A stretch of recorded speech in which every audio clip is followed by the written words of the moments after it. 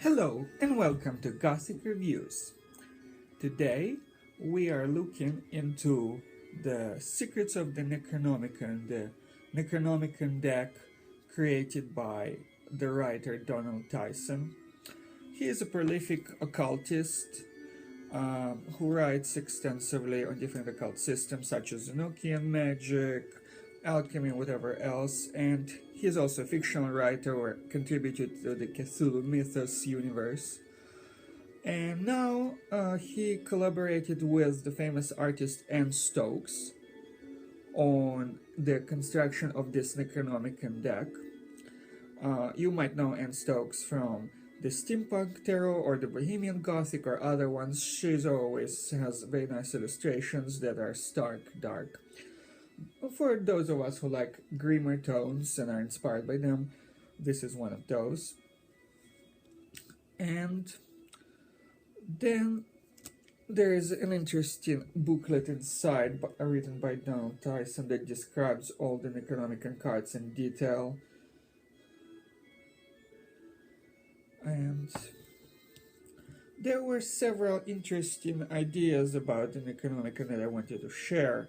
Even the name itself, the Necronomicon, is kind of fascinating. Nobody really can explain where it comes from. And there are good reasons for that. Most of the inspiration the horror writer H.P. Lovecraft derived from his dreams. So dreams being what they are, little explained except by those who understand what they symbolize. They often contrive sometimes irreconcilable elements, and this deck in that is very faithful to the original writing of the horror writer Lovecraft, because it also works with several different elements and combines them into a single entity, as you will see when I analyze the major Arcana cards and their names. So the Necronomicon itself, I personally derive it from two sources. Of course, the Necro, everybody knows, it's about death and stuff like that.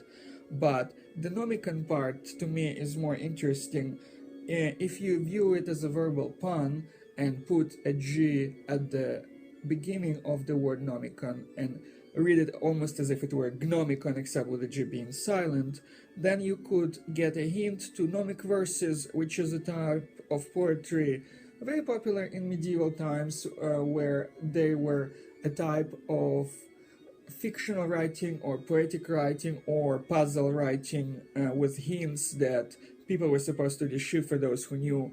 And many alchemy texts are written in gnomic verses, and it's an established term known now, and I think Lovecraft himself, being an educated man, was aware of its existence.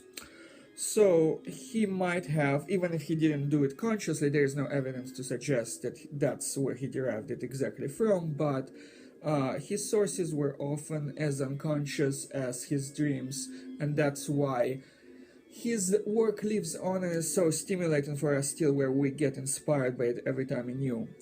And to make matters more interesting, the name Necronomicon itself, of the Dread Manual, the dark grimoire written in history, is not the only name that seems to be composite of several elements alien to each other. The other name is of the Necronomicon's author, the fictional author Abdul Alhazred. You can read his name in several various ways, and scholars don't often agree on where to trace it exactly. He's supposed to be Yemenite, and there are no people in the Arabic world of any Arabic country of that time, like 800 years ago or now, that have that precise last name, Al-Hazred. The L particle is widespread. It still shows up and in many Arabic families, but the Hazred part does not. So again, I suspect that it was one of those composite symbols that Lovecraft's dream mind contrived for him, as many dream minds do, out of the conscious elements that we notice all around us. And I suspect that Al-Hazred could be in part read if you remove the H and just treat it as a sequence of letters. then you get the word almost Eliezer, which is the Hebrew variation of the biblical name Lazarus.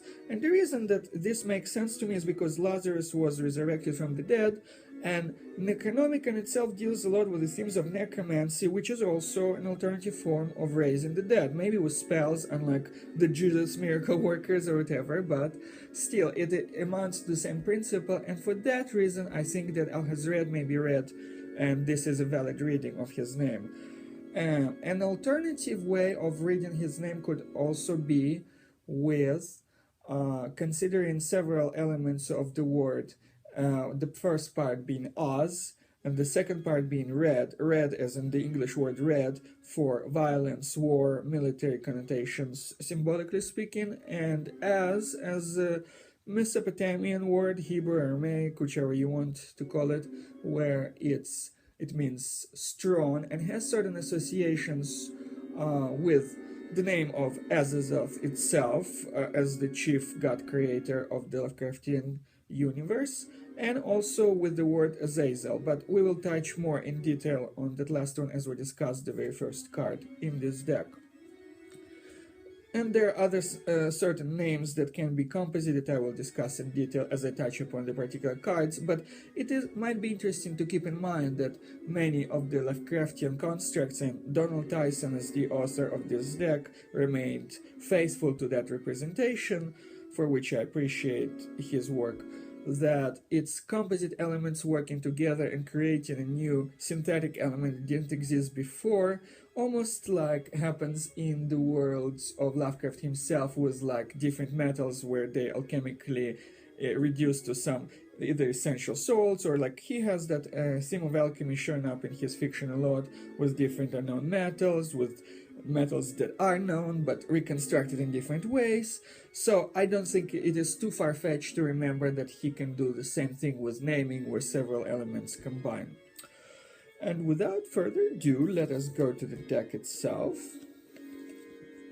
There is a little summary of the major arcana that Donald Tyson included, which I really appreciate. It lists all the card names, starting with the Fool being Azazoth and ending with the World being Yig. It lists their numbers, and it lists their associations, such as Moon, Venus, astrological associations, and I like that part. And of course, that kind of correspondence, as is also clarified in the booklet, proves that Donald Tyson tries to preserve the system established by the Golden Dawn tradition, in particular the Rider-Waite deck that we all know and love. And this is the booklet that came with my tarot deck. It describes some of what Lovecraft did. It describes what Donald Tyson added. It also adds more detailed descriptions that maybe can be gleaned from the cards. It also mentions certain other works of Donald Tyson, the author of the deck, that contribute maybe to a fuller understanding. And it seems that he's correct in asserting that a complete understanding could be obtained by reading his additional works about the Necronomicon, because when I just try to deduce certain associations based on the card images themselves, I find myself sometimes confused about some of the associations, which again I will describe more in detail as I touch on each individual major arcana. So this little card comes at the front of the deck and presents the summary. There's also another card that lists, for those of you who like it, the associations of elements and suits.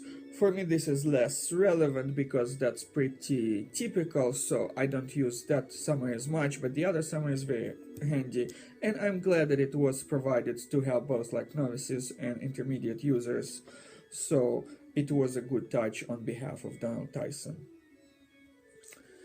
So here's how the first card looks. The Fool is Azazoth. You can see him blowing on his pipe. He is very fat. He is interestingly seated in this position where his knees are bent close to his belly. It is in part reminiscent of the Buddha state when you think about it, but of course here Lovecraft has darker connotations for Azazoth, and it is his blind idiot that represents the state of universal chaos, randomness, blind chance in Lovecraftian version. When you think about Azazoth as a name, as I was saying, it is a composite system relating to two different systems. There is a hint of it being part of the Egyptian making with the Thoth ending, and the first part, instead, Aza, is the part that's derived from the Hebrew thinking, which again strongly reminds us of the word Azazel, the demon that was significantly again a god demon when you think about it, and his name means the strong god. Well, there are other interpretations of his name where it's a balance between strong and inexpensive.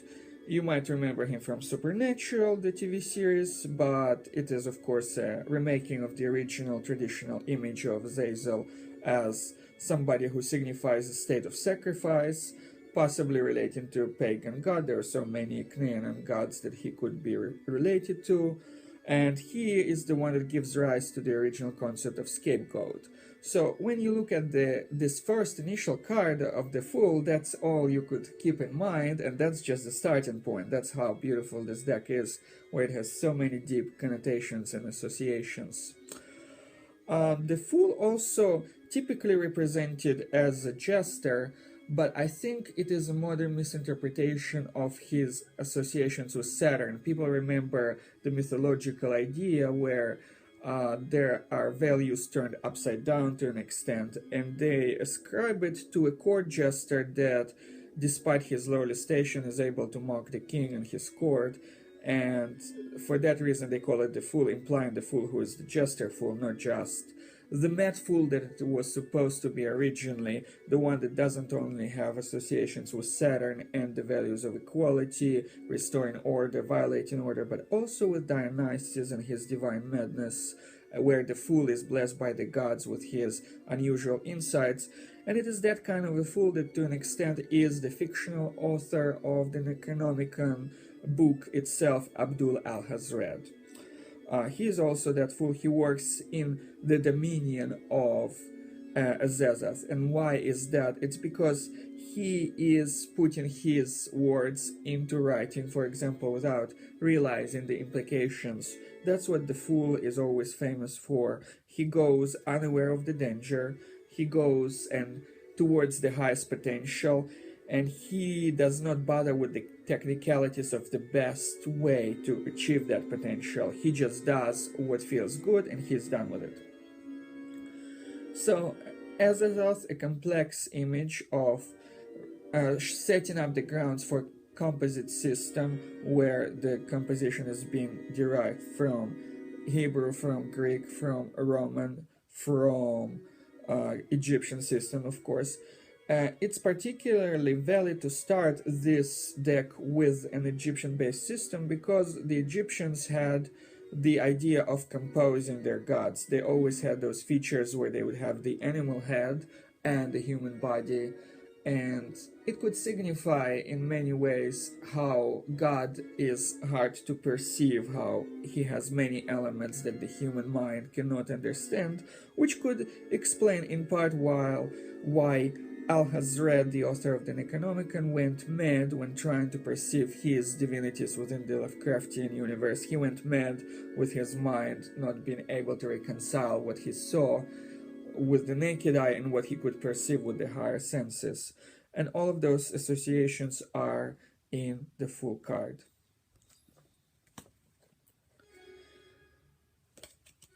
Then we move on to the Magician card. This is the card dedicated to Nyarlathotep.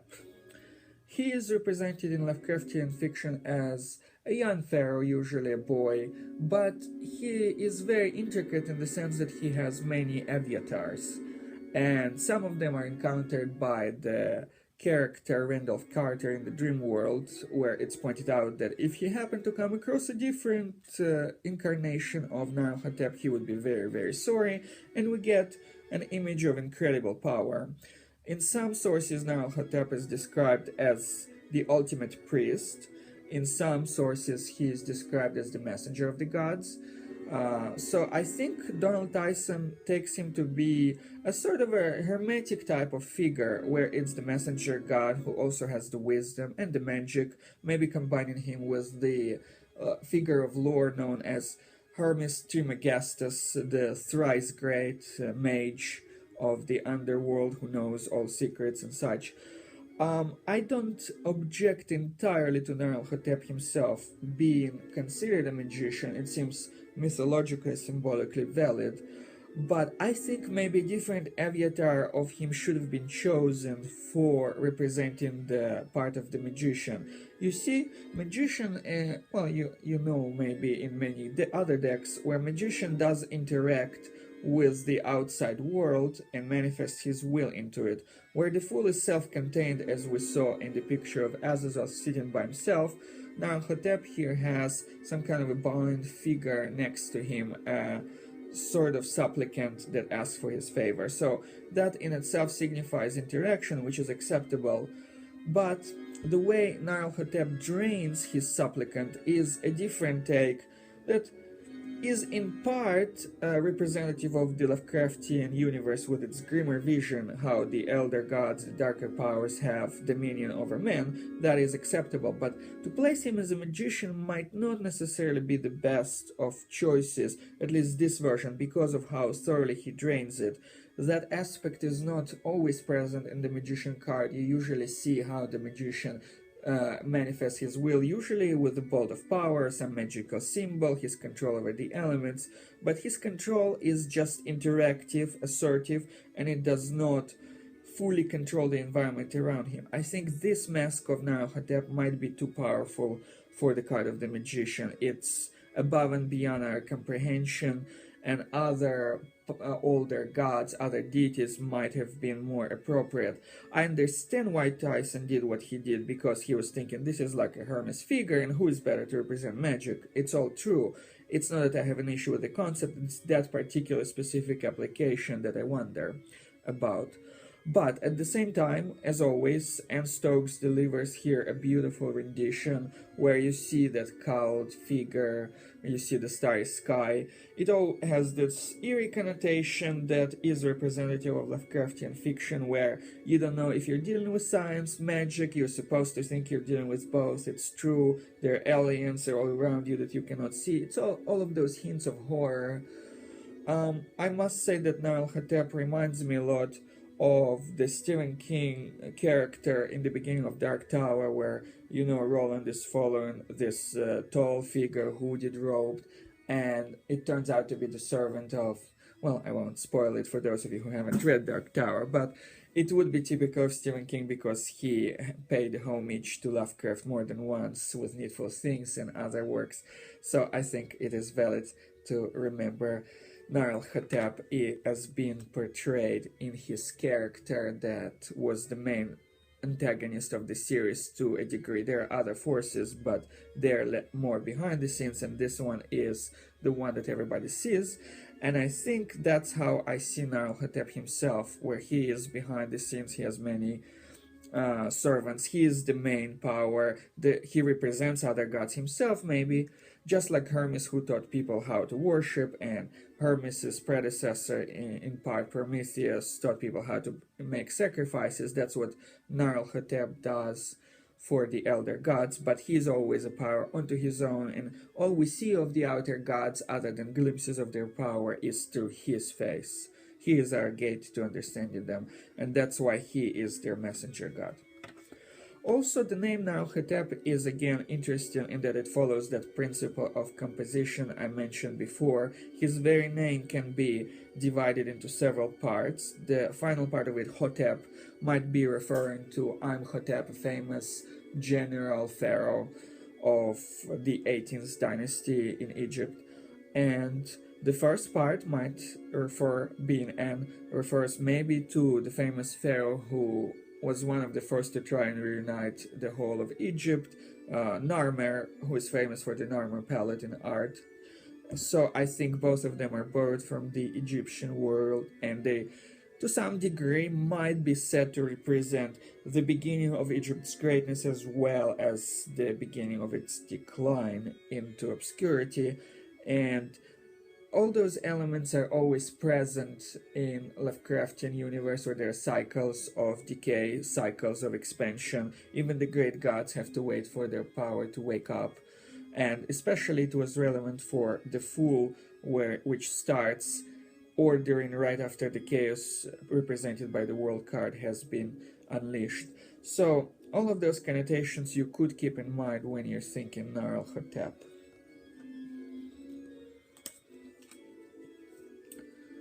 Our next major arcana is appropriately the High Priestess.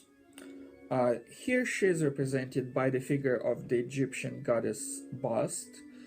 It seems to be kind of appropriate.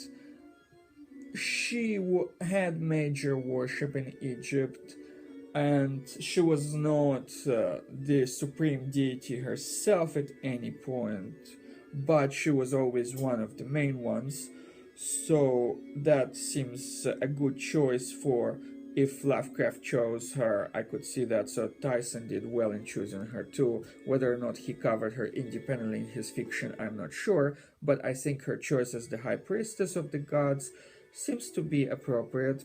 Here she's featured with 3 cats. There is 1 black, 1 white, and 1 gray. As always, the black and the white, that's kind of typical for the High Priestess image, where she's divided between 2 pillars. Usually they speak of the division between the mundane world and the higher world.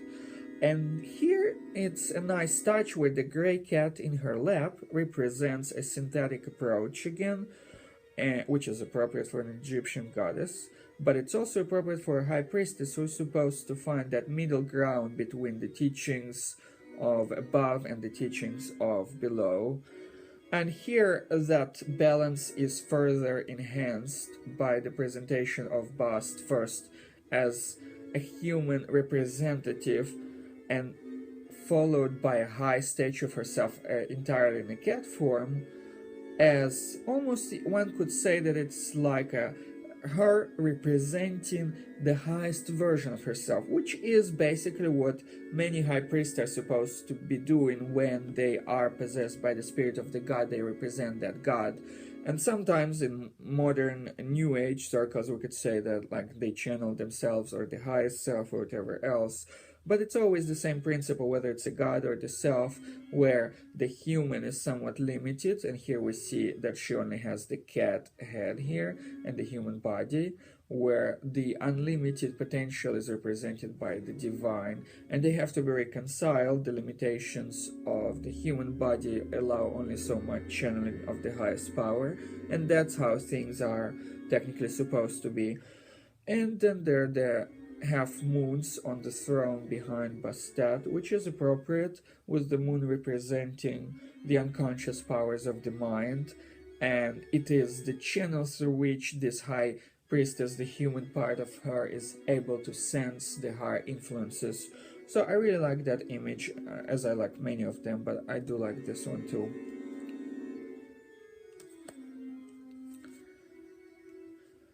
Then we're moving on to the Empress, as is typical of the Rider-Waite deck. Here she is represented by the elder goddess Shab-Niggurath. A very interesting name, really. There were many attempts to identify it. One of them ties her, somewhat appropriately, somewhat not, to the Hebrew word for Saturn, Shabtai. When you think about it, Shab and Shab, the first part of her name seems to resonate with the word for Saturn. And she might be related to Saturn, I think, but indirectly. It is in the sense of the astrological affiliation between Saturn and Venus, their secret marriage, if you remember from mythology, represented by Hephaestus having an affair with Aphrodite and such, and she was cheating on him with Ares, and you know that myth where he would entrap her and such. So there is a connection between them, and the myth represents the astrological affiliation. So in that, Shabni growth might be indirectly representative of Saturn. It's very intricate here because we'll hear later on how she might be that unmentionable lover of the god Ygg, who is representative of Saturn. So it all makes sense to me. It's one of the connections. The other connection some scholars of Lovecraft traced is to a prior concept established by an author that inspired Lovecraft, and he had this concept of Sheol Neginoth, based on two Hebrew words. Sheol means, well, some people interpret it nowadays as hell, but in truth it always meant more of an underworld instead of an actual hell, in the sense of that you understand as the hell dimension, one where you get punishment. That is not the kind of implication that was there. The other part of that word Neginoth had to do with music, so it could be translated as the melodious underworld in part. And it sounds interesting in itself for all of its implications, because as you can see, this goddess Shabni Groth has goat horns, so she has those features that one would associate with the demon, so it seems tempting to place her there in the underworld. That's where she belongs. But as always, Lovecraftian gods are more complex than that. They never really fit neatly into any single category. They defy the mind. They drive people mad, as Abdul al-Hazred could tell you. And because of that, she has also other elements to her name. I think that Lovecraft did well renaming her, and in a sense the N sound sounds more melodious and gentle, and he renamed her into Shabni Groth from Neginoth, if that is the case. And I think he made it sounding more sinister, in part that wrath part.